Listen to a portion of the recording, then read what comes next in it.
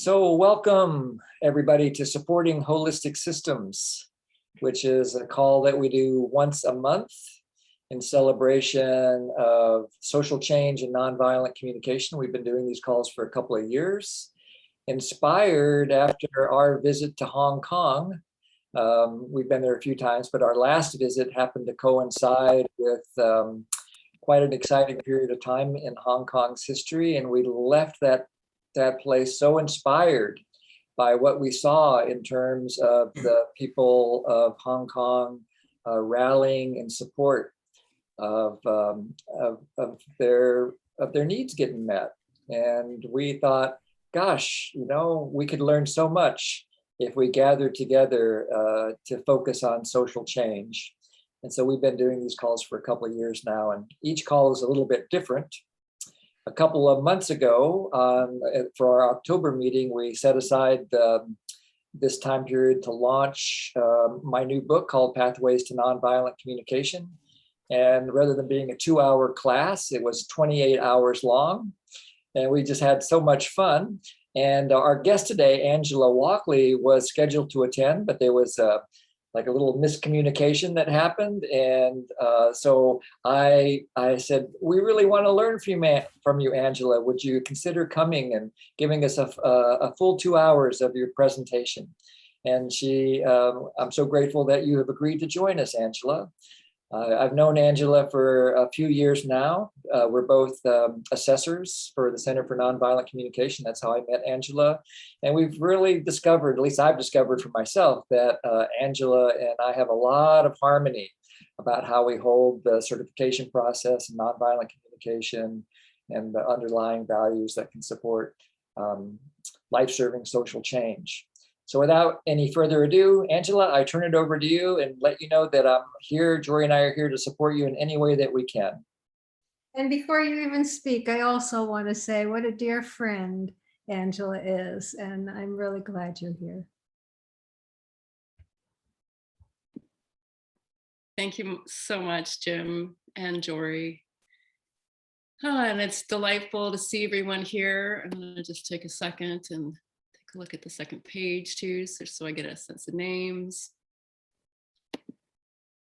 Now, and that I've got everybody on gallery there. Yeah. So here we are. We're invited to explore today the topic of mourning. And I kind of love the fact that we're here to celebrate. And we're here to celebrate the publication of Jim's book, and that we're looking at mourning at the same time.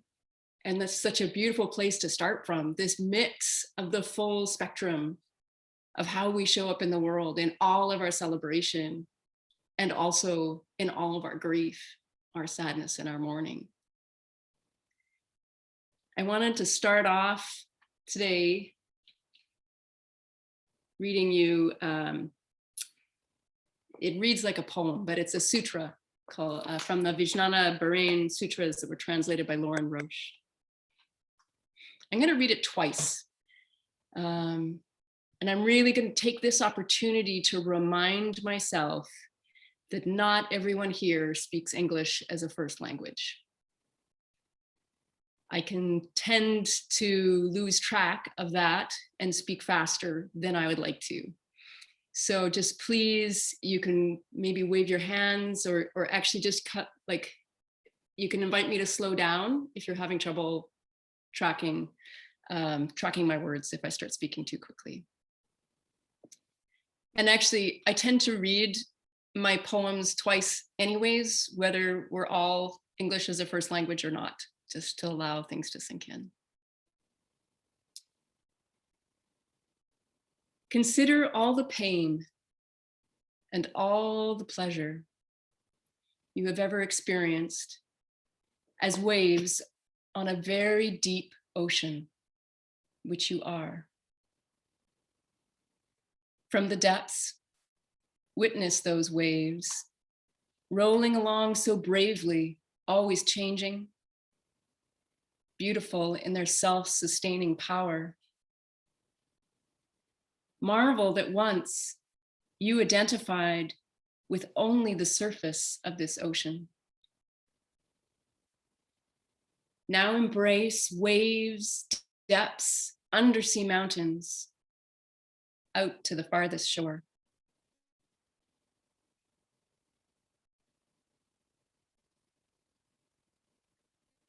So I'll read that one more time.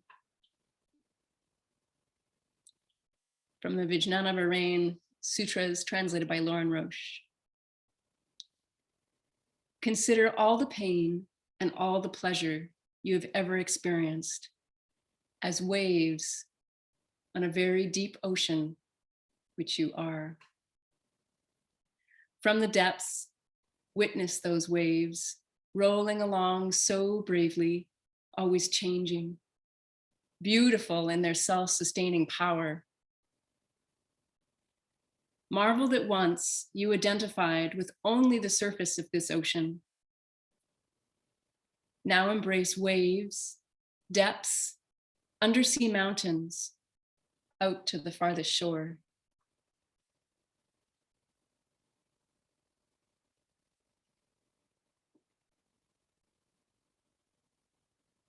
So it would give me a lot of joy and a sense of connection just to hear one or two voices, actually two or three voices maybe, around how that poem landed for you. Yeah, Katie. I have a question. What's undersea mountains, did you say? Yeah. So if we take the surface mountains that we normally see and just remember that underneath the ocean, there are those same formations of large landmass mountains that exist underwater that we don't see from the surface. Oh, what touched me is the once I identified with the surface, and now I can identify with both underneath, the top, and the bottom. Mm. Thank you. Yeah, thanks so much, Katie.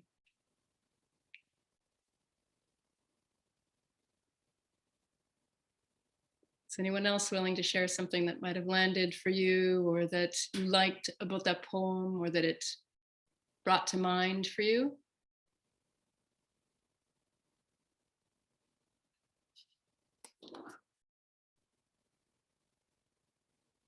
I actually have a request. Are you able to put it in the chat?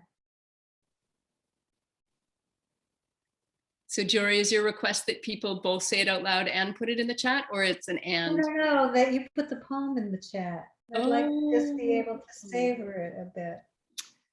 Well, Is yes, that I will do that. I will do that when we have people in breakouts. Okay. Yeah, great. Okay. Juliana, love to hear how that landed for you. Yeah. So I loved the thought that that pain and pleasure, they come in waves. The wave goes up and then it goes down and it's calm, and then it goes up, and I am the ocean. And I love the word self-sustaining power, the ocean with its self-sustaining power.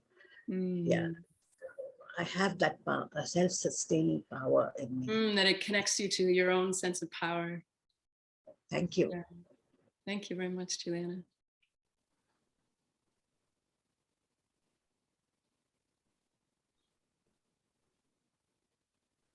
Lovely. I've noticed that people have put into that a number of you have put in with your name where you are, which country you're in. I'm going to do the same right now, and just would invite you to do that, because it really gives me joy to have a sense of where people are around the world. And I'll name maybe a little bit more specifically for myself that I live in Western Canada, in Snuneymuxw First Nation. For those of you not in Canada, the Snuneymuxw are the Indigenous peoples of this land. And I've lived here for 8 years before moving from Northern Canada. And I think there's something relevant for me around even just connecting to land. the history, the time period shifts and changes for our individual lives to something much broader and much more expansive when we look at land. And for me, that brings me into connection with a greater sense of what grief and pleasure looks like over time. And also sort of expands out of the individual expression and experience of grief and mourning and into some of our more systemic experiences of grief and mourning. And knowing the waves of grief and mourning that happened with people that would have lived here thousands of years ago before the arrival of colonization from Europe, tensions and challenges that existed between tribes, but then also the wave of colonization and the impact of that, and then just the ebb and flow of community changes and knowing the community dynamics. When Jim mentioned that there was a scheduling, I can't remember how you worded it, Jim, but when Jim mentioned that I didn't make it to the committed time that I had last time, and it was one of those errors of, I read the central, the UTF time, I can't remember what that time is called, but at any rate, I read it as Sunday instead of the Saturday. And I happened to be that night at a community grief ceremony that one of the members that's on the call here last night, where's Kate? I saw her show up here, was an organizer for, oh, there she is. She just waved her hand. So just, yeah, great gratitude to Kate for being one of the organizers for this tremendous experience of community mourning, grief and mourning that happened here on our island, Gabriola Island, and was done together with the Snuneymuxw, 4 Snuneymuxw elders that joined us. And just the incredibly rich opportunity it is to bring our griefs together and how powerful that can be in creating connection and a depth of that experience of both the pain and pleasure, not only within the individual, but within the community, that ability to really exist in community in that flux. And for us, I think it was an opportunity to mourn some significant individuals in our community that there were 2 tragic losses in our recent history that we were mourning, as well as some of the history of our relationship with Indigenous people in this area, as well as the global situation that we were in, and then whatever we each brought. So it just seems there was something so, well, I was quite sad to have made that mistake. And also just, I don't know, I just felt the link between that community mourning that I was in the midst of and this offering that we're doing now, and that had been intended for that time. So just to go back to the poem, I want to really play like that we're exploring and playing with this full spectrum that we have the ability to live in. The spectrum on one side of mourning, grief, sadness, and on the other side, and I wish you could see my arms. Yeah, there we go. So the full spectrum of what we can inhabit from grief to pleasure. And this idea of the competency that is so beautifully laid out in Jim's book, but the competency of grief being so important for us to really inhabit this full range of pleasure and gratitude and that experience of living our full feelings. And that as we shrink our experience or our capacity with grief, that there's a simultaneous shrinking that happens with our ability to connect with our pleasure and our gratitude. And so there's an inclination in our society to really try and live just over here. Like, in fact, let's just turn here entirely. But as we do that, as we try and inhabit this space, we lose that perspective of how grief allows us the space to really inhabit joy. That it's through those waves and that opportunity to live the full spectrum that we can fully feel joy and feel our gratitude by connecting to the impermanence of things. It allows us to fully step into appreciation of it. So I want to give a little bit of a framework for our call tonight, and I enjoy using presentation format to do that, so that you have something to look at and track some words on the screen. And sometimes it can also be distracting. So I'm going to use it and see how it's working for me, and we might kind of toggle back and forth a little bit. So I'm going to share my screen here. And there we go.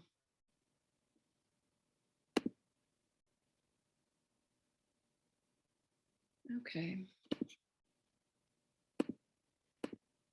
So, Jim, can I borrow you for a second? You had said that people have the option of shrinking the presentation so that they can still see faces. Yeah, you can. I think the way you do that would be to make your, you drag on your image or whatever the image of people that they have, and that makes the presentation part smaller. Let me actually tell you that if you go to the right side of the image, and you go to the middle of the right side, you'll see two lines on the right, and then you can put your cursor on those two tiny little lines and move the cursor back and forth, and that Sorry, folks. lets you have it whatever size you would like. All right, give me 1 second here. And that's actually for you. If you're sharing your screen, you share your whole screen, Angela, but that's for them to be able to adapt it. Okay, great. Thank you. Mhm.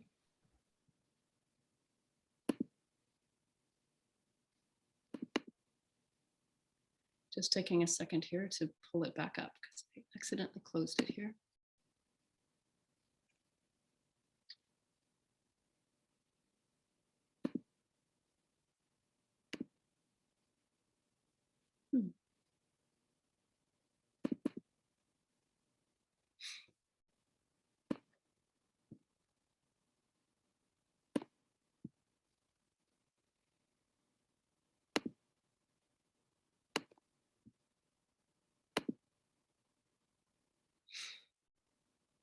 My page is unresponsive, it says.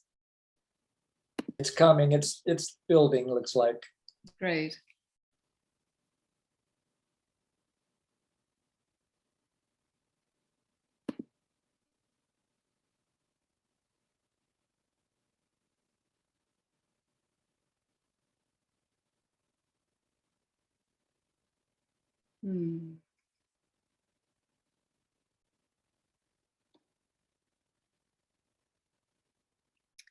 I don't know.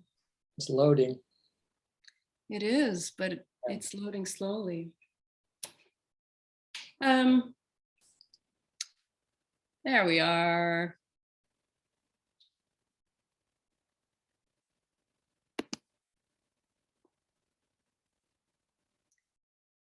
So I think I want to start by reminding everybody that this call is an opportunity to connect to this work that's been done and put out in the world by Jim. And prior to that, Jim, Jory, and Jim or Jory, will you name the other two people that were involved in creating the Pathways to Liberation matrix? Yeah, it was Jack Lehman, who's still a certified trainer in Santa Fe, New Mexico, and Jacob Gottwals, who has retired as a certified trainer, is now in private psychotherapy practice. Thank you. And I realize that I've written this incorrectly on here, that it's Pathways to Nonviolent Communication is the name of the book. Nonviolent Communication. Yeah. No worries. Thanks. So just to bring us right into touch with the competency of mourning, we're talking about the ability to transform the suffering of loss. And it's really that opening to grief as an opportunity to transform and move through suffering. It's about letting go of resistance to what is being aware of what we're attached to and resisting, and being willing to allow our experience to unfold, which involves fully feeling our feelings, another one of the competencies. I wanted to share a little bit personally about why this competency means so much to me. I have a sense of like different waves in my life of really going into a deep apprenticeship with mourning and grief. And I've recently been in one. And so a couple of years ago, I started to struggle health-wise. And at first it was very difficult to even identify it as being a health issue. There was certainly pain in my body, and there was a lot of fatigue, but there wasn't a clear indication that something was seriously wrong. So I experienced a shrinking of my life slowly by slowly as I was able to do less and less. And in some ways, I almost feel some gratitude for where it became more noticeable that I was dealing with a serious health illness, because it allowed me to let go of my resistance and to accept what was by having a way that I couldn't ignore it. So yeah, I had a significant health crisis. I had a disease called hyperparathyroidism, which involved a tumor on a very, very small gland in my neck. But it's a very small gland that controlled the chemistry of my body and chemistry that controls muscles, muscle contraction and release, and also the firing of neurons. And it was, yeah, I think I mentioned already, like sort of the shrinking of my life, but in the shrinking of my life, there was sort of the gradual letting go of so many layers of things that mattered to me in life. So it started out by just sort of reducing my hours of work, reducing some of the things that I enjoy doing. I enjoy hiking, I enjoy canoeing, and I gradually was really needing to cut down. And particularly, I was needing to cut down on being around people. I had a really hard time being surrounded by stimuli. So more than one conversation at once was challenging for me. So each of these steps was a loss, like a loss after loss, as things sort of got smaller until they got to the point where I was needing to let go of conversation. I have 2 teenage boys. I would sit down with our family and I was unable to engage in dialogue or conversation. And I was unable to read, and I was unable to do anything that had a linear process. Basically, anything that was left brain thinking, sort of logic type thinking, I no longer had access to. So there was a lot of mourning for me and a lot of questioning in the midst of that around what did it mean to be alive and to surrender to these kinds of losses in my life. And yet here I am on the other side. And I want to just kind of show you my full expansiveness again, because I'm very much alive. I've had surgery and I'm recovering day by day and able to recover pieces of myself that in a sense I said goodbye to. So there's a lot of celebration in this, and yet there's also a lot of transformation and change that is still going on for me. And part of that is realizing that there's been a fundamental shift and change in my life, and that there's not a going back to. So there's just been a lot of internal work that I've been doing around letting go of the resistance to what is around that. And today, this afternoon, I had a beautiful walk by the ocean, and I met with a friend who's an herbal medicine specialist, and she had made some things for me to take to Mitch, who's my husband, to Mitch and another friend, because they both have COVID right now. And so there's been a lot of grief for me over the last couple of days. of being in the space of my fear and concern for Mitch, who's been isolating. And just feeling so connected to the global mourning that's taking place around the things that we have been letting go of, or the ways that we've been invited to let go of our resistance to what is. And then there's another layer of mourning for me around this that came up really strongly this afternoon, which is that in this role that I was playing, or this role that I occupy or occupied of providing support to Mitch while he's isolating, is also that there's a greater distance for me with my husband right now. We're going through a phase in our life, having come through this serious health crisis, where we really needed to redefine who we were, who we are as individuals, after him being my primary caretaker for the last several years, as I dealt with his illness. So just the multiple layers of touching into the grief, of supporting somebody that I love, but I'm separated from at this moment, dealing with his current health issue, and also the health issue of a friend who's also dealing with the same, with COVID.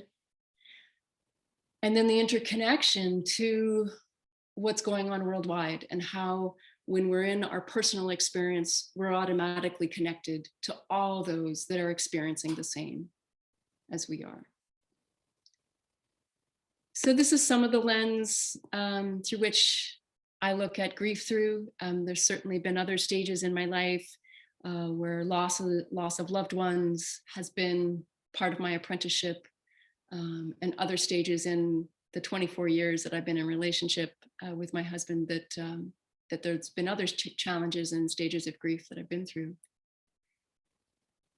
And I think I would love to stop here and just have a sense of how my personal story might be landing, and if there's any places of connection that touches for you with any of your own experiences.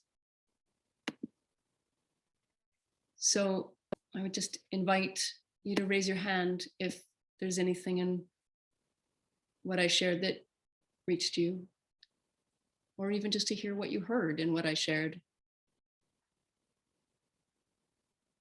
Yeah, Rebecca.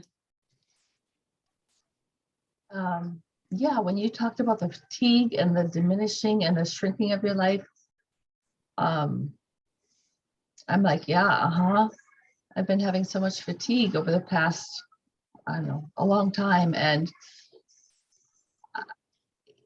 until recently, I've been very fighting against it and angry and frustrated. And why did I get this card in life? And why do I have to be so tired when I have so many things I want to do in the world? I described it to someone as having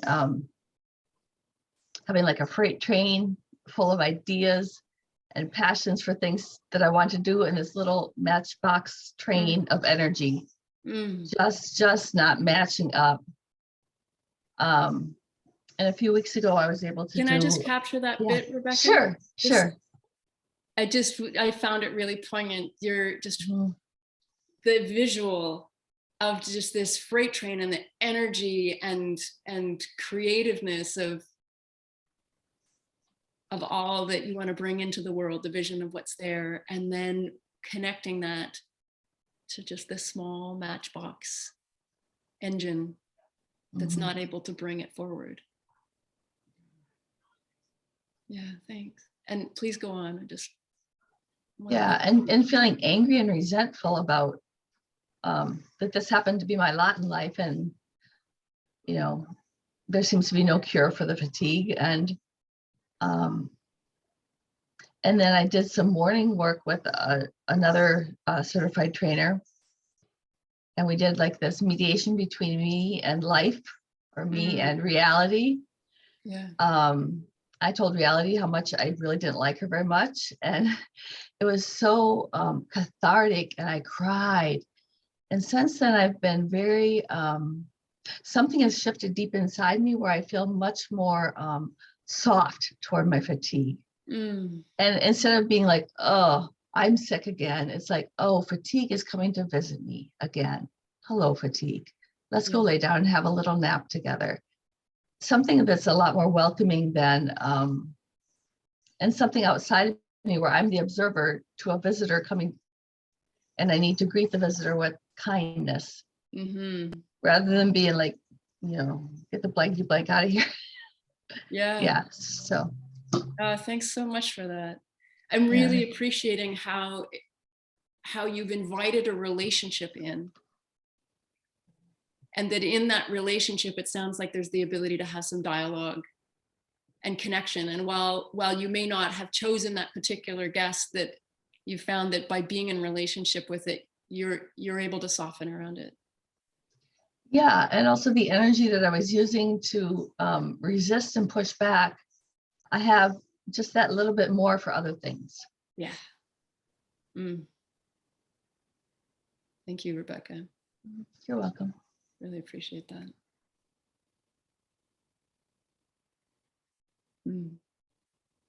There's something in that example that I really resonate with that I'd love to share. And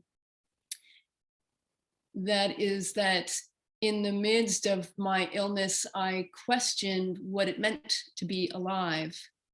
And because I have been studying as a death doula, the question of like the small deaths are really intriguing to me. And in the midst of that, there was a desire for me to recognize the small deaths in a significant way. And so a month ago, I held a living wake for myself. And a living wake, another word for that would be a funeral. I don't know if we have people here from Japan, because I understand that in Japan that there is more of an active practice of doing living funerals. Here in Canada, there's not. I see Marie nodding your head. So I pulled some people together here on Gabriela Island, and I did a living funeral, and I found it incredibly supportive, I think along the same lines of shifting my relationship. And I noticed that from the second that I decided to do it, I connected more to my aliveness. The second that I was able to honor the grief and the loss in a significant way, in a way that could be held with ritual and could be held in community, I was able to connect to all that I wanted to be here around for, and all the ways that I was able to be alive and was able to be present in this world by really honoring that place of grief.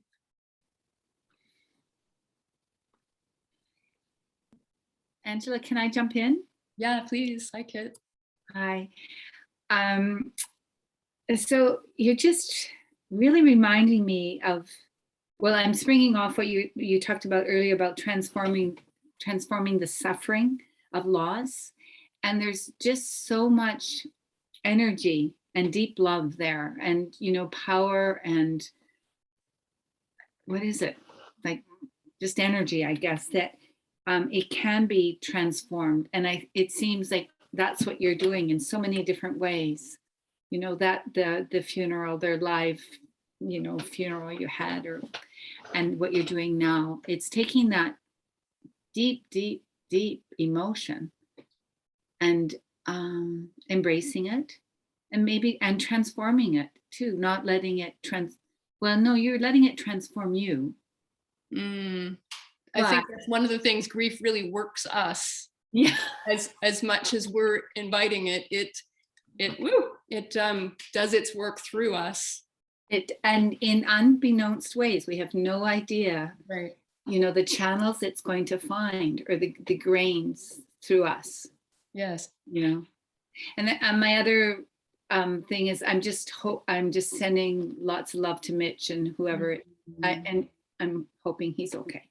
Yeah, thank you. And yeah, for those of you that know and love Mitch, he is doing well. He's on, I think, day 10 or so, and says he is feeling recovered.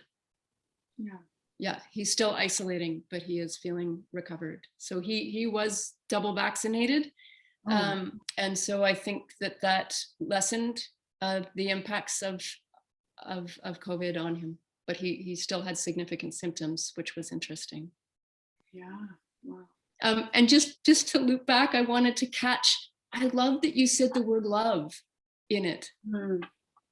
I believe that's at the core, Yeah. you know, of the feeling of suffering and loss, and also the transformation. Yeah.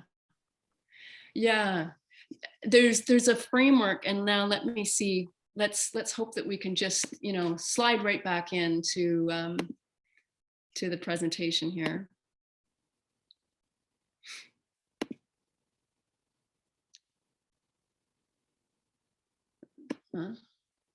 Yeah. All right. So I'm a big fan of Frances Weller's. Frances has written a beautiful book called The Wild Edge of Sorrow, which is like a guide on how to become an apprentice to grief. I'll speak about a couple of different authors at the end, just in case you're interested in this realm to go deeper. But I wanted to, because I really do want to get into your own experiences of grief, and I want to just give us a little bit of a framework to play with. What you were just speaking to, Kit, I think is around the first gate of grief that Frances Weller speaks to, which is around loss, and how everything we love, we lose, and how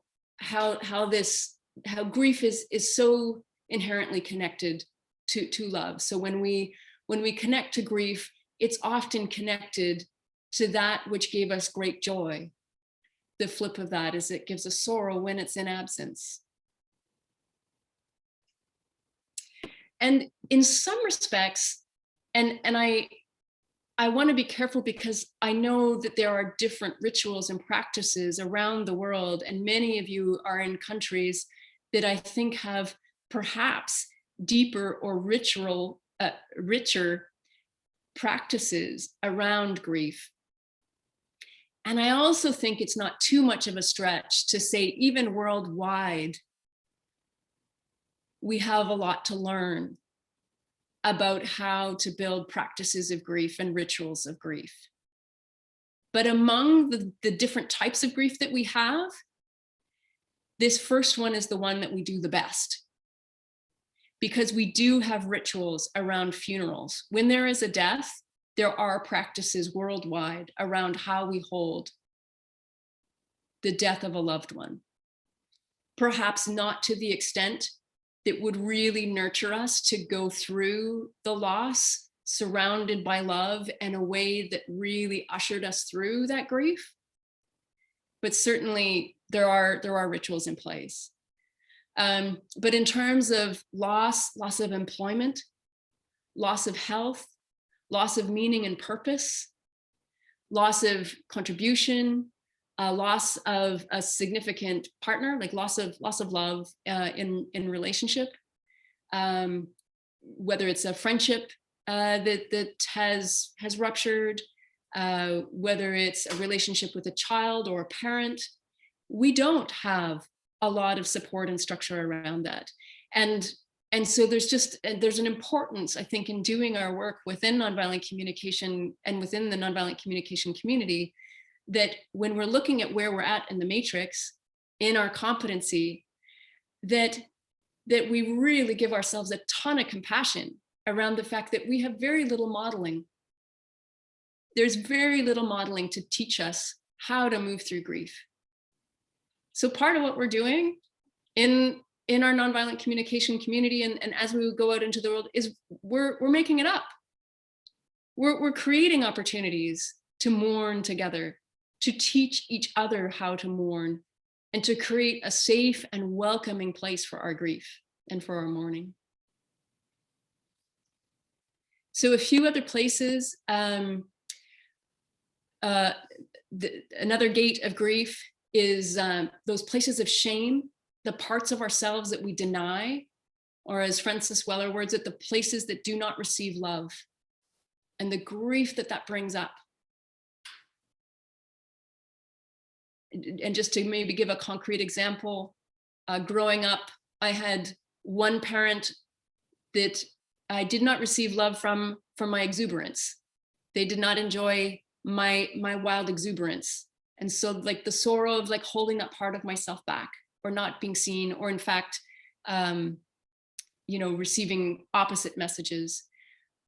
The other parent who did not enjoy my quiet, my introversion. And in the mix of it, also like having my own struggles with the intensity with which I show up in the world, that I can show up fairly intensely in my relationships, and that intensity is not always enjoyed by everyone. And sometimes that creates mourning for me.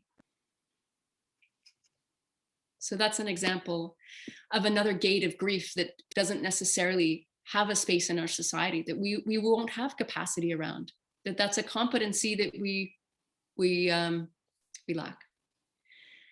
The third one is the sorrows of the world that we're dealing with on a regular basis as we listen to the news, as we watch the impact of social injustice, of unrest in our world, poverty, environmental destruction, and the fact that we're expected in so many ways to like listen to the whole download in the news of the sorrows of the world, and then continue on the conversation that we're in afterwards, or show up at work afterwards without any expression of sorrow around the download that we've just received.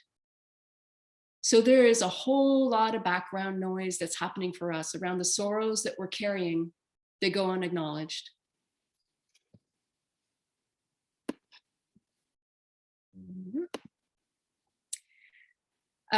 The fourth one, what we expected and did not receive.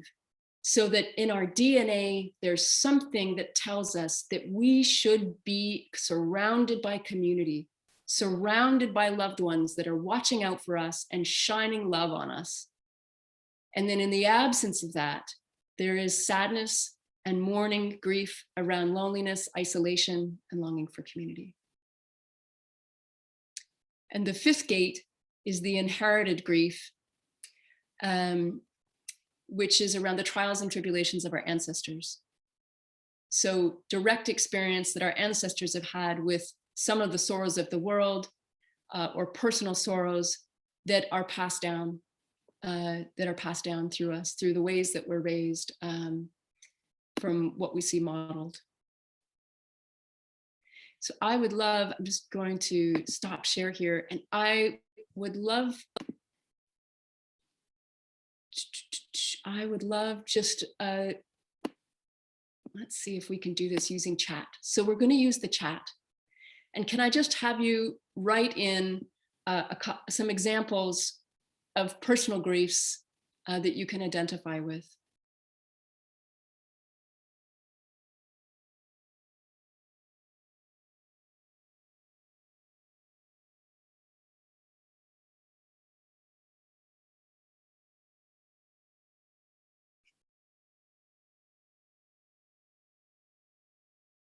Oh, thank you to who posted the 5 gates of grief.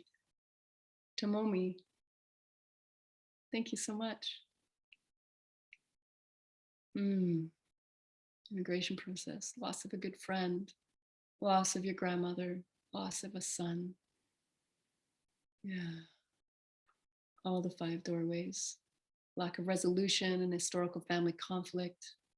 Beloved older sister who died when she was 39. Loss of language, culture, friendship, closeness. Loss of my son who was 27 years old. Bodily pain and low energy. Divorce, empty nest, and loss of mother-in-law in the same year. Missing a supportive community and justice system. Divorce and breakdown of communication with the father of my 3 daughters. Loss of my culture. Grief around my reluctance to embrace what I think of as the aggressive side of me. Yeah, so second gate of grief there. And into the third, the natural and earth devastation. Loss of my freedom as a woman. Both sorrow of the world and personal. Mourning the separation of my parents, split bedrooms for me and my wife, and this morning needing to physically separate my 2 boys, and most recently my 2 girls. Thank you, everyone. I'm going to read the 2 more and then just come back to the circle here. Polarization of friends and family through different ideas of how to protect safety in COVID times. Yes.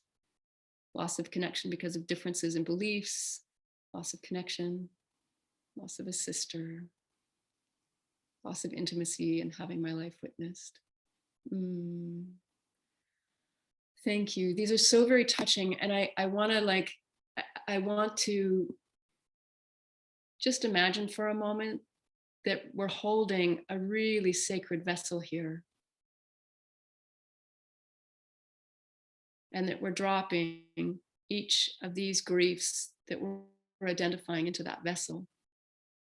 And perhaps we could even imagine that that vessel is the vessel of water that reflects our shared grief, the waters of grief that we all inhabit, that we all move in and out of, thinking back to the poem, and that we hold those together.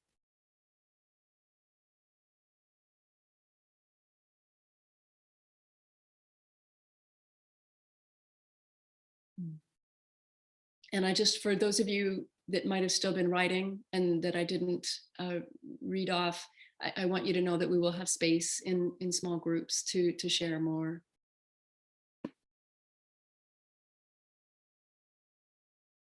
And I will make those groups and would like to know how many people you'd like in a group. Thank you, Jory. I'm going to bring up the competencies first before we go into the small groups. Yeah, but I'll make them. I need to know how many you'd like. Oh, right. Yeah, I would love 3 people in each group. Would that be possible? Perfect. That's what I did. Yeah. Oh, super. 2 and 3, because there'll be some groups that are language Great. dominated. So one of the things that grief can do, like grief lives in the body. So building the competency around grief is so much about learning to read the body and also knowing how to move the body. And one of the things that's really tricky for grief is a tight body. A tight body makes it very difficult for grief to flow. I don't know if you've ever noticed this, but like when you're cold, there's sort of like a clamping down. I mean, those of you in Hawaii don't know this sensation. But Hope in Northern Canada does. And so does Katie in Toronto.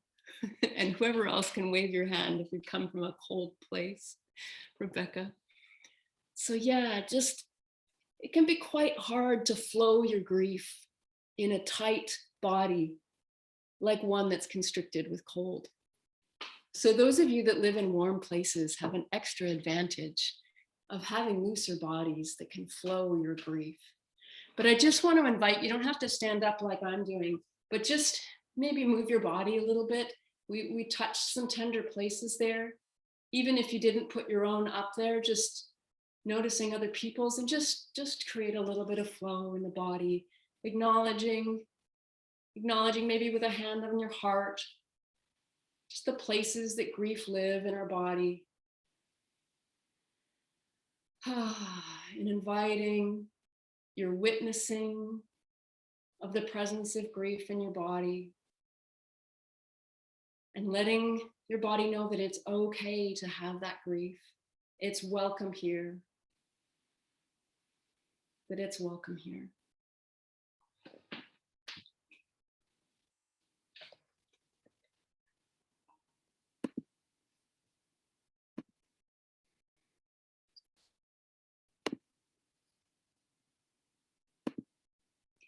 All right. Levels of competency related to mourning.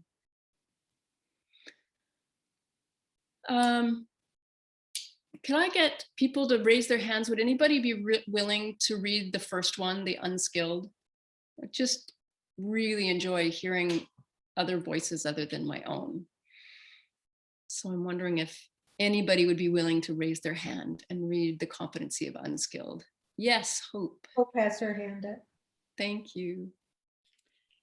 Unskilled, we blame ourselves, others, or external circumstances for the loss, resist feelings of loss, and try to be strong or hide feelings from others. Thanks so much, Hope. Darn, would you, for some reason, I can't see the names, so I'm not able to say who the next person is. Would either Jim or Jerry? Yeah, it's Yen. Oh, thanks, Yen.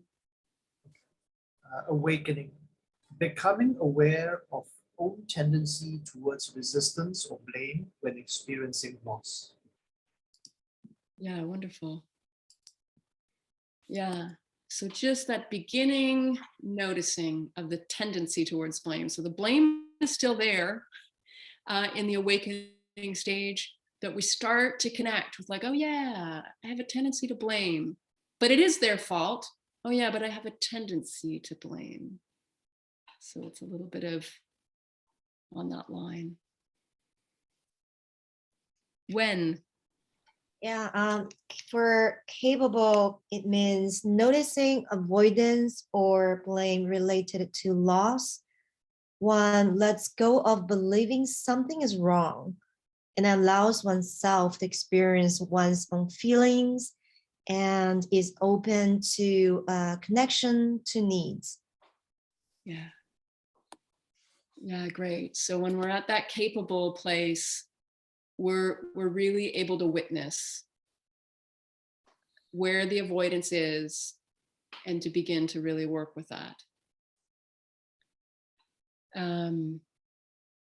Yeah, I'm realizing when we finish this, I'd actually just love to draw on you, Jim or Jory, to add anything in terms of layers of depth or perspective on this. But I'm wondering if we've got a fourth person that'd be really willing to read the integrated competency. Andy. Oh, thanks. Yeah, go ahead, Andy. Yeah, integrated, fully engaged in the wholeness of life in the presence of loss. Yeah. Thank you. Now, the way that I live that or hold that is that full spectrum of the willingness to fully inhabit that spectrum of grief and then move back and forth between it. But Jim or Jory would be willing to add anything here? Yeah, I would say that in my experience of working with the Matrix for 10 years now, is that it's so clear to me that this is not a linear process, that so much is contextual, that where my level of competency varies depending on how well I'm cultivating my own vitality, for one thing. It probably varies based on my awareness of those 5 gates. That's new information for me and something new for me to now integrate. And I think the thing that I would add to this is in the unskilled, that one of the ways that I resist feelings of loss is ignoring them. It's not like an active resistance, it's like a looking past or trying to distract myself from uncomfortable feelings. And so resistance doesn't have to look like this. It can look like, it can look like being engaged with other things. And only we know, only when we take the time to slow down, like you've guided us to today several times, to just slow down and actually feel our bodies, that's when we can notice the resistance. I'm finished. Thank you. Yeah, thanks, Jim. Love that example of the unconscious avoidance. Yeah. Yeah, Katie. I have a question about this not blaming the external circumstances for the loss. And it is really hard for me because in Canada, we have this mass grave of children. And I cried like for 2 weeks and I have no place to mourn it. But how can I say that there's no blame to external circumstances for the loss? I do blame. I mean, these were young children taken from their families. They didn't ask for this. And I don't even know how to hold it because all 5 gates are so prevalent for me that I don't see the celebration at all. Yeah. I see the 5 gates fully, and it's depressing. And I don't know how you can hold it with celebration. Yeah. I just can't, right? Yeah. Yeah. Thanks so much, Katie. I want to capture what you said around connecting to like all of those different gates of grief, that those are alive at all levels.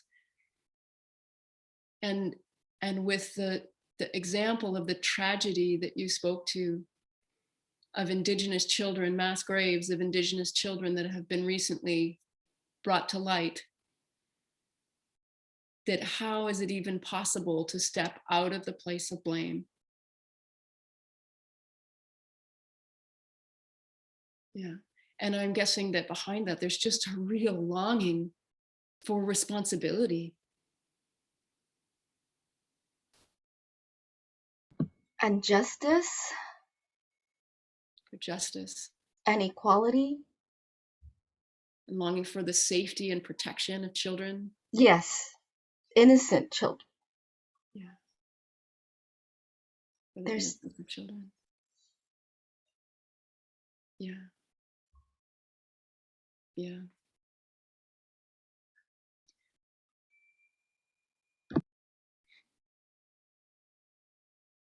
I think there's something about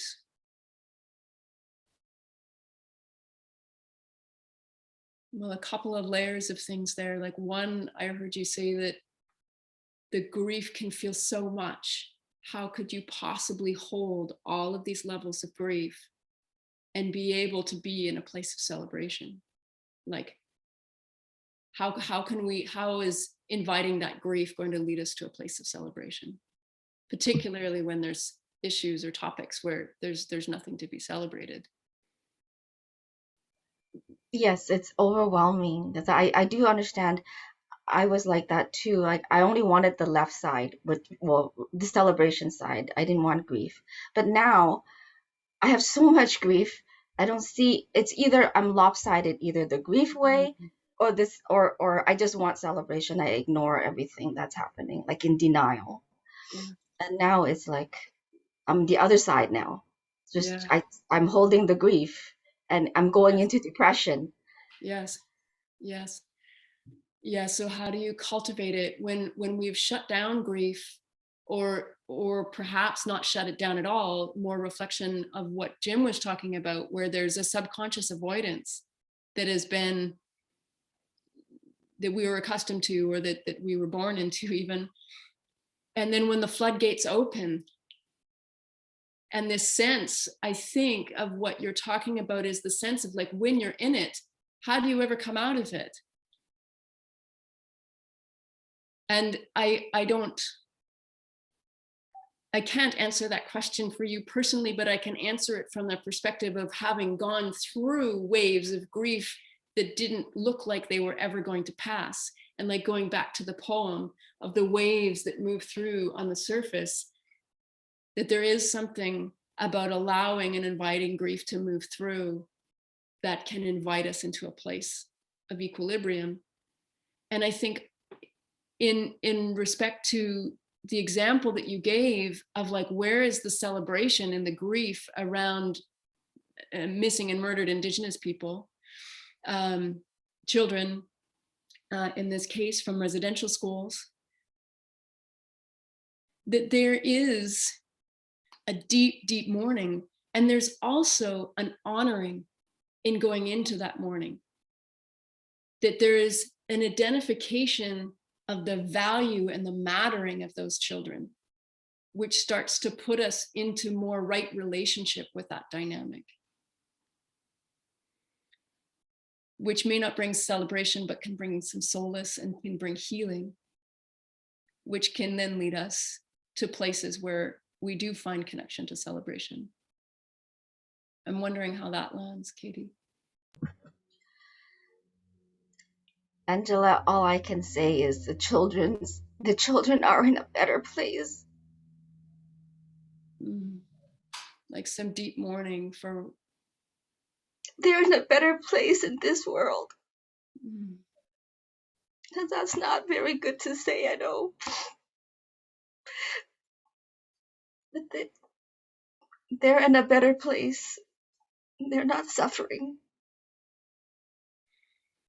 But I do mourn for them deeply, and I don't even know. No, I'm not even indigenous, but it affects me so much.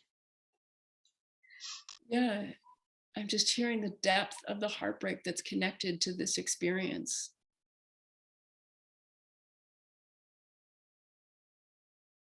And that it sounds like it brings forward, is there a sense of despair around, when I heard you speak to them being in a better place, just some despair for the state of the world. Yeah. That's another doorway. That's number 4. That's what I mean. It's just the doorways are so alive. Yeah. Yeah. But thank you. I don't want to take up all your time. I know you're presenting.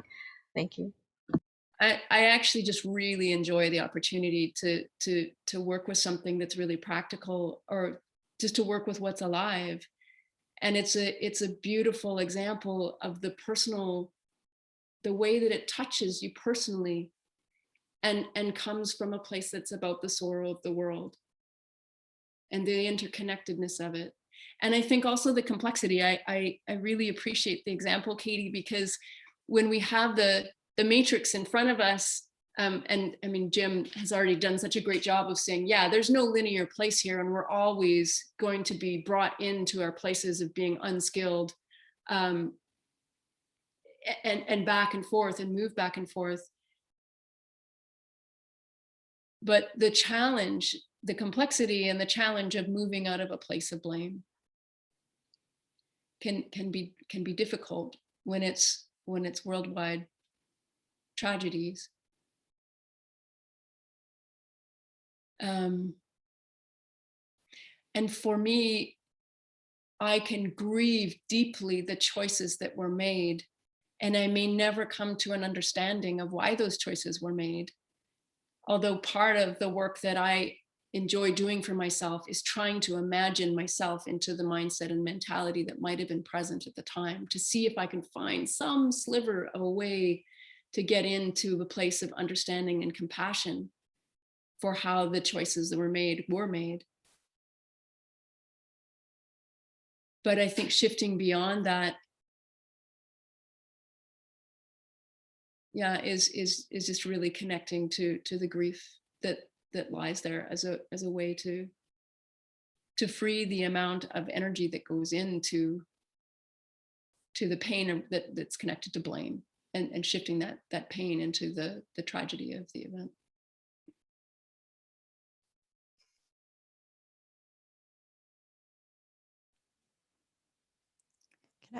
Can I share something? It's Chrysalis. Hi, I don't know if you Chrysalis. can see me, Angela. Yeah, I can.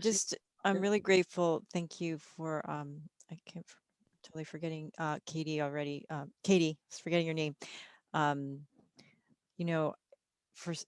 Towards the end, I was able to kind of imagine something that I haven't experienced myself, but it's reminding me of something I would hear in meditation practice as well, that I'm really grateful I'm having this insight right now, even though I haven't experienced it myself, which is that moving through a process to where I would supposedly be disengaging from this game of blame and shaming that I've been learning.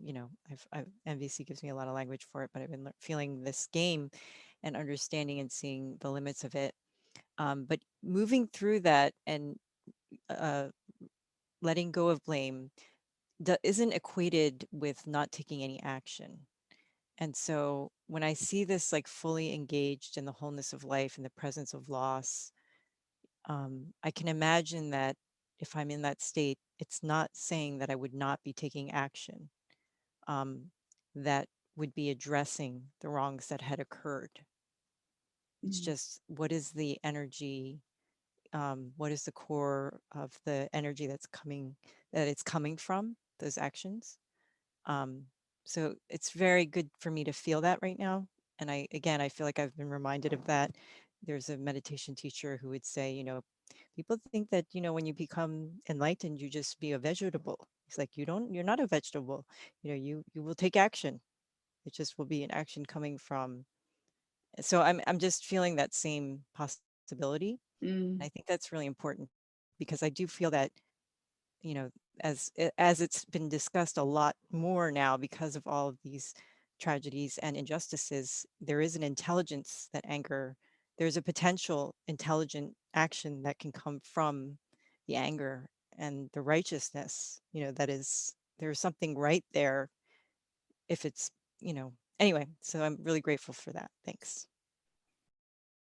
Thank you very much for bringing that more to the foreground, Chrysalis. I really appreciate that connection between responsibility and action.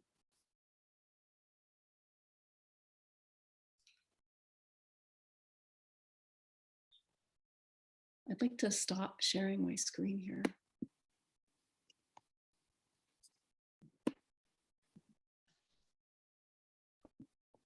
There you all are.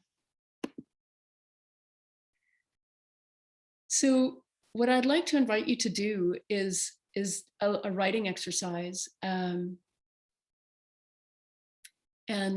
So grab a pen. Mine happens to be a very sparkly neon pen, but a pen and a piece of paper. And I want to take 5 minutes. Actually, let's take 4. We'll take 4 minutes, and I have a writing prompt for you. Which I think I will put it back up just so that. So your writing prompt is, I remember when. And the invitation with this prompt is to simply, with this sentence, is to simply write. So keep writing, keep your pen moving for the whole 4 minutes. I remember when. And if you start to stop writing, go back to the phrase again, I remember when, and keep writing. So I'm going to start the timer now. And you have 4 minutes to write, I remember when.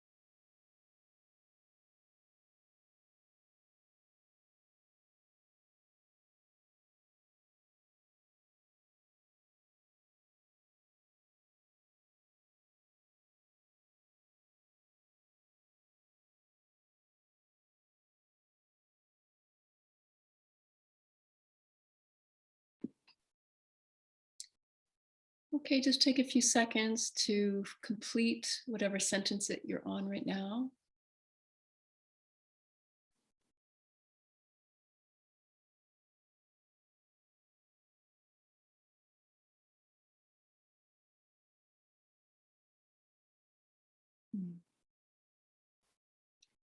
And we're going to shift from here into triads, and you'll have 15 minutes in your triad.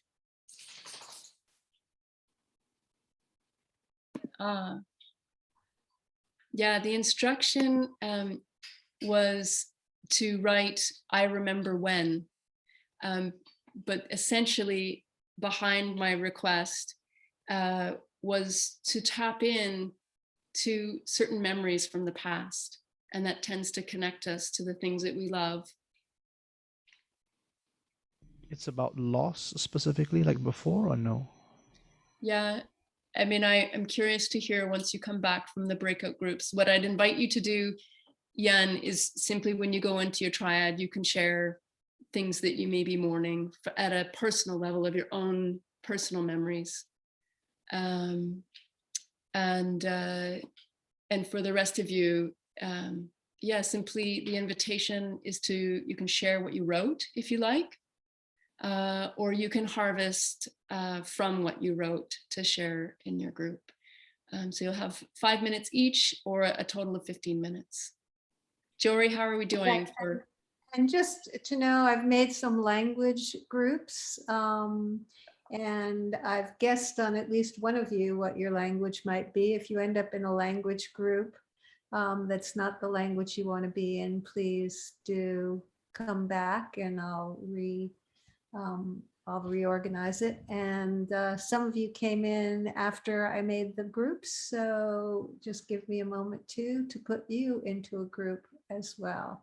How long do you want the groups to be, Angela? 15 minutes. Thank you, Jim. That was my next question. And what we usually do, I want to make sure this works for you. We have 15 minutes and then we add 2 at the end after it closes for people to complete. Does that work for you, Angela? Yeah. Or would you like to make it only 30 seconds or something? Yeah, well, or make it 13 minutes. Well, I just don't want to get pinchy with the time because I have another breakout that I'd So love to what do. we'll do is we'll add 15 seconds after, just so that if someone's in the middle of a sentence, you can at least finish your sentence before it'll whisper. Oh yeah, please. Okay. Yeah. I like the idea of giving people time. Yeah. To finish up. So at least 5 or 6 of you, just be patient while I put you into a group.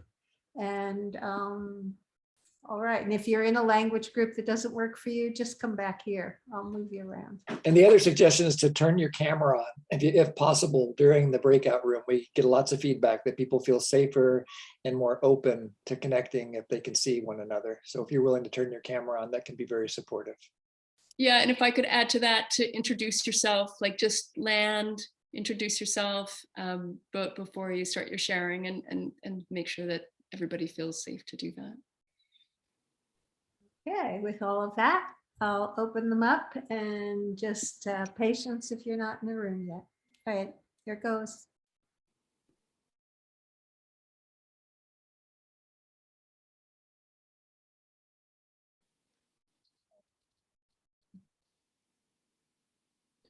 What? I got this strange thing about polling. I don't know what that is. Get rid of it. Yeah. Okay. It looks like we've got everybody back. Yep, everybody's back. Yep, welcome back, everyone. And just holding you with care, not knowing the details of any of your conversations, but knowing that you've been exploring depths and deep realms. So I'm just going to invite you to place a hand on your heart. And if you want, another hand on your belly. And take a deep breath.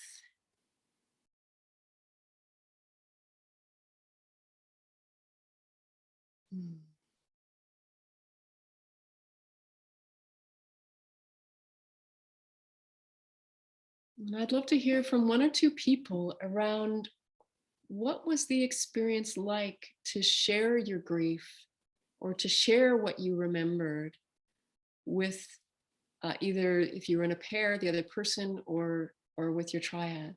So not so much about the content of what you shared, but just what was it like to listen to other people's grief and to share your own?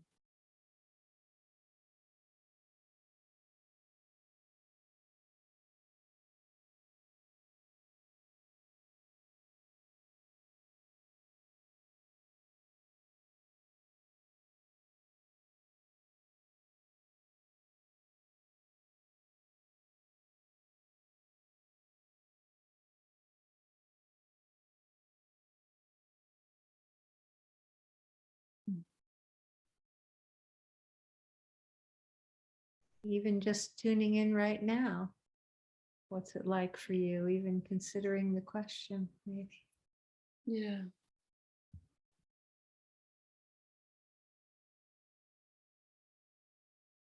Yeah, Kate.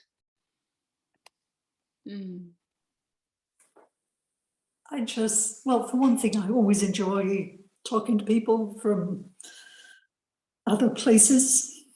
Living on a small island, that's always interesting.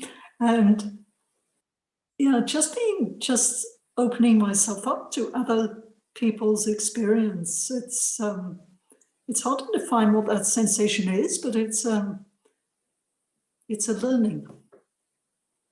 It's what, Kate? Illuminating? A learning. Oh, a learning. But it's also a learning. Yeah. Yeah, thank you.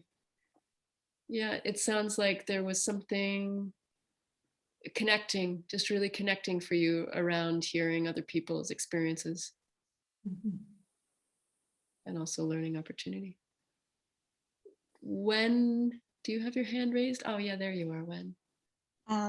So I've been asking myself why I want to be engaged in the empathy body practice group or a group like this. And I realized something tonight. It is by putting myself into this group sharing, my needs of shared reality has been met. So I celebrate of, as human being, this is how we connect. This is how we feel belong, because we all have the same emotions, even though we speak different languages and we have different culture. Oh, beautiful. Yeah.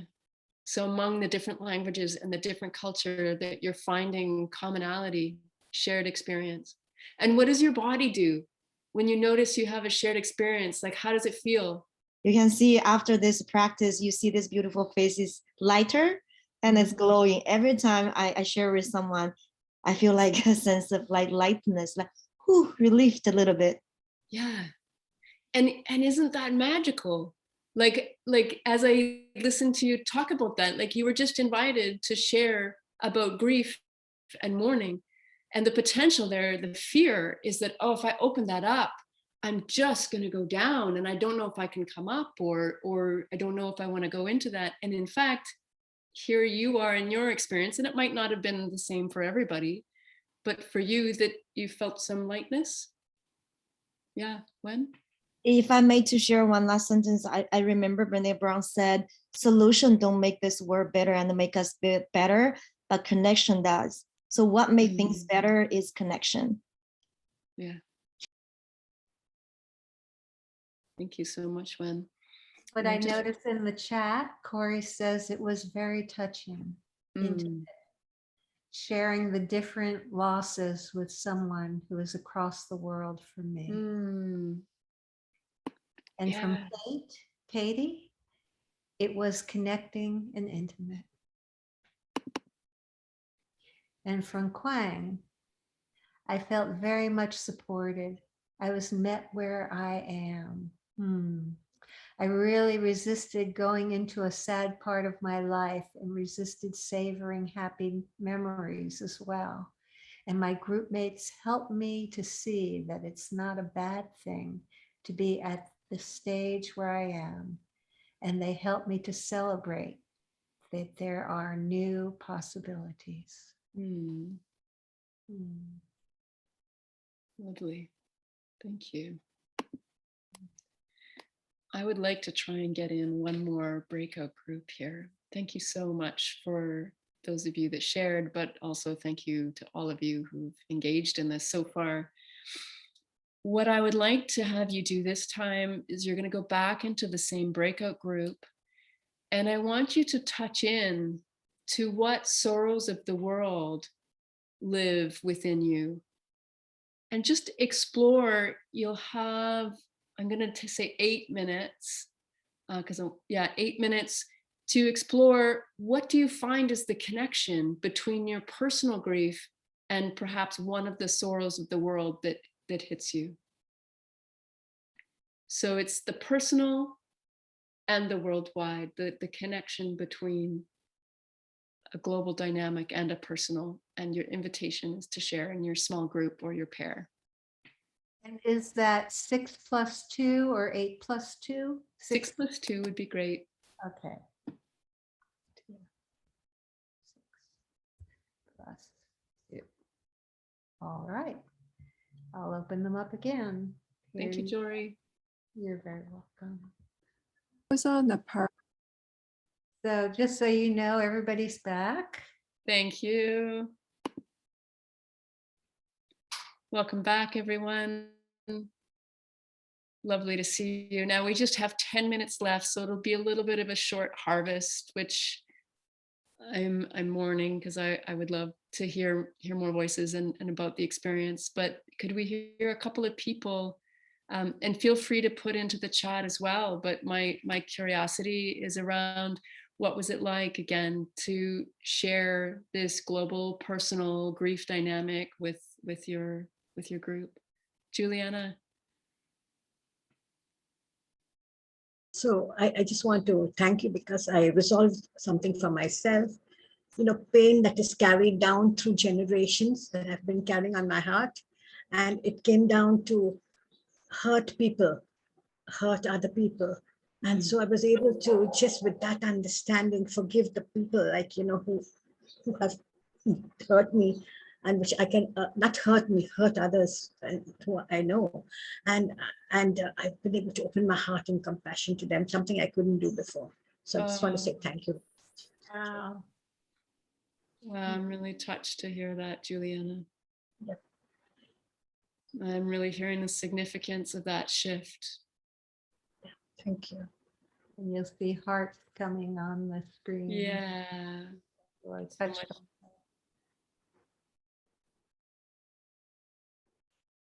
them.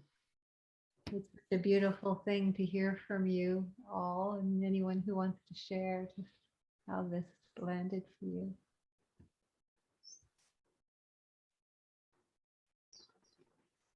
Yeah, does anybody want to share with Juliana how that landed for you? Any needs met in hearing her share?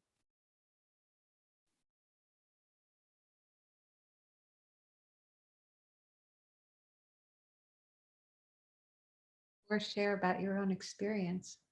And I see hearts going up. I see Jocelyn.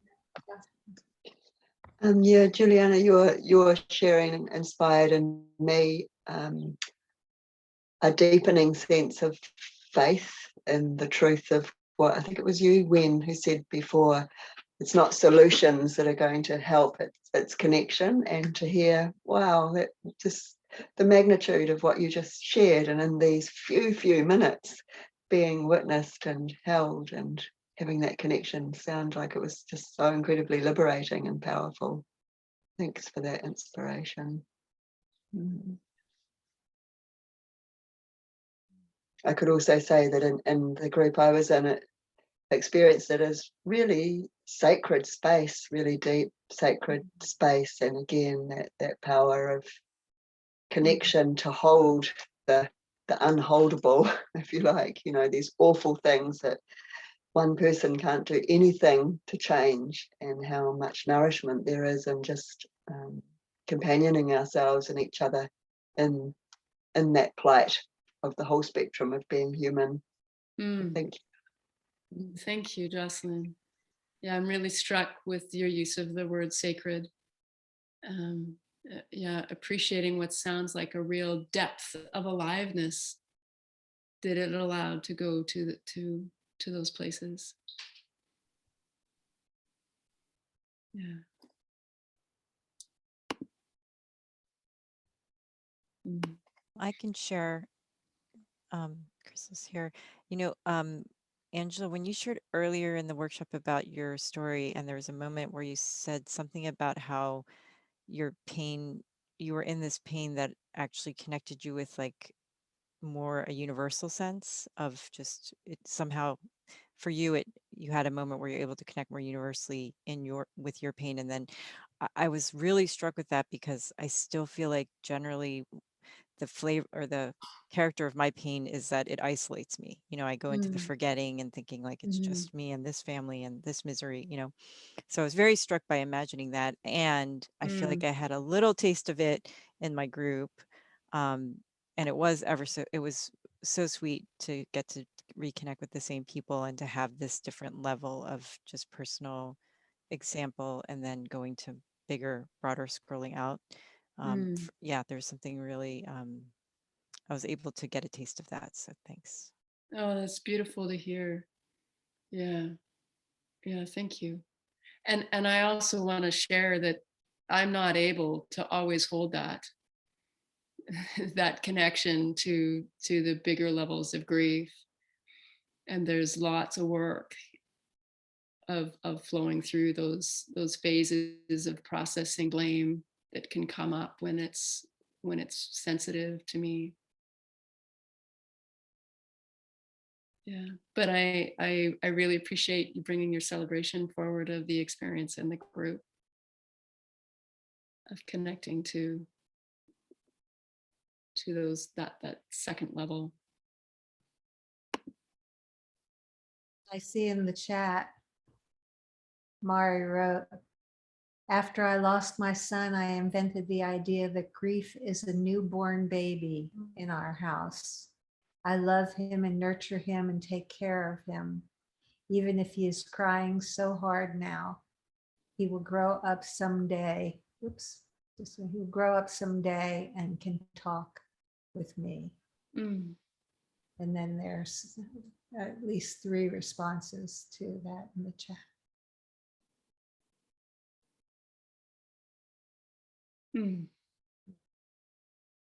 Yeah, I imagine you can see the chat, but I would read it to you if you prefer, as we respond to you. Yeah, thank you so much for your share, Marie. Yeah, I'm touched and inspired, and also feel some of the tenderness of that. Yeah, it's I find it ignites something around inspiration, around hearing the innovation and the inviting of it in.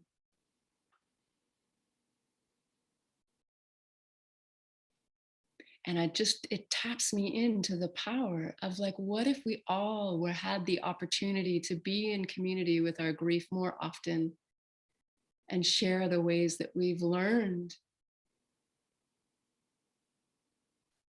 It's quite beautiful. It wasn't entirely meant to be a segue.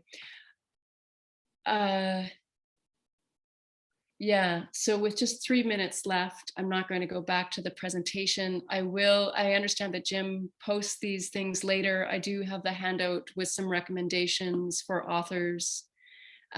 Course prime amongst them being Jim Mansky's book, and the reminder that all purchases of that book go towards CNBC and keeping our organization thriving. And able to do the good work that it does in the world. And I was talking to Jory just on the break, and I don't have the dates and the details yet, but I've been offering grief circles, grief sessions, and exploration of grief in person on a couple of different islands here. And I will be starting one online in the new year. I don't have the date yet, but I'm going to put my email in the chat. If you're interested, I'd be happy to send you the information on it. But my intent is not at all to use this space as a marketing tool, but as a, if this is connecting and a service, it's just been so lovely to spend the time exploring grief. I loved somebody's example of what it was like to hear resonance, shared experience from somebody on the other side of the world. And I'm really experiencing the power of that with all you tonight. And thank you so much for the opportunity. I want to hand it over to Jim to wrap things up and add any words that you have there. Before he says that, I would just like to say that I didn't experience that as marketing. I experienced that as partnership. Thank you. Thank you, Angela, for the partnership. I really appreciate you coming and enriching our community with your sharing today, and helping me to reconnect with the power of mourning, to transform grief into sweet pain, what Marshall Rosenberg called sweet pain. And I love how people wove in the idea of social change, that sweet pain in the face of systems that are still reeking of domination, that are so painful to watch, that sweet pain is a motivator for social change, as is the celebration of needs that are satisfied. So we need both of those as motivators. So thank you for tying all that together for us. And thank you also for mentioning the book. I'll put the link in the chat. This particular link goes to a place called bookdepository.com. And they ship free to 100 different countries around the world. They mark up the book a little bit, but they will ship free. And so that's the request, is that you buy a few copies of the book. We've sold over 2,000 copies already in the first couple of months, and that's really great. I'd like to sell a couple thousand more before Christmas here. They make great stocking stuffers. And both the publisher and I are donating any profits to the Center for Nonviolent Communication. If you prefer to just donate directly to CNBC or to us for whatever reason, maybe you already bought the books or whatever, I'll put a couple of more chats, a couple of more links here in the chat, so you can donate directly. If you're a citizen of the United States, a taxpayer, you can get the CNBC as a tax exempt organization, which means your donation may qualify for a tax deduction. So it's like giving twice. So thank you all for being here, especially you, Angela. This is very rich. This will go up onto our website once I edit the film a little bit. Actually, I think I did it so well today with the ons and offs that we won't need to. But pathwaystoliberation.com is the website where all the recordings from our book launch are now. This is the last one. We've been waiting. This is the linchpin. This is the one that completes the collection. And so now there are 29 videos up, and we'll be adding handouts as trainers send them in. And we're also, Jory and I are also continuing the exploration of the matrix in our weekly sessions on Mondays. You're all welcome to come to that. We just did needs consciousness and self-empathy in the last couple of weeks. And I think we're doing request consciousness this coming Monday. So I'd love to have you come and join us and practice some more with us. And with that, I think we're done. So I'd love it if everyone would just unmute yourselves and say a mahalo mahalo, that's Hawaiian for thank you, to Angela for sharing her love with us today. Mahalo, mahalo. Thank you. Thank you. Mahalo, mahalo. Mahalo. Thank you so much. Thanks, Angela. So much. Thanks, everyone. Thank you, James, Jory, and Bye. everyone. Thank you, Jim, Jerry. See you next month. Thank you, everyone. Bye. Thank you, Jerry, Jeffrey. Bye-bye. Bye-bye. Bye.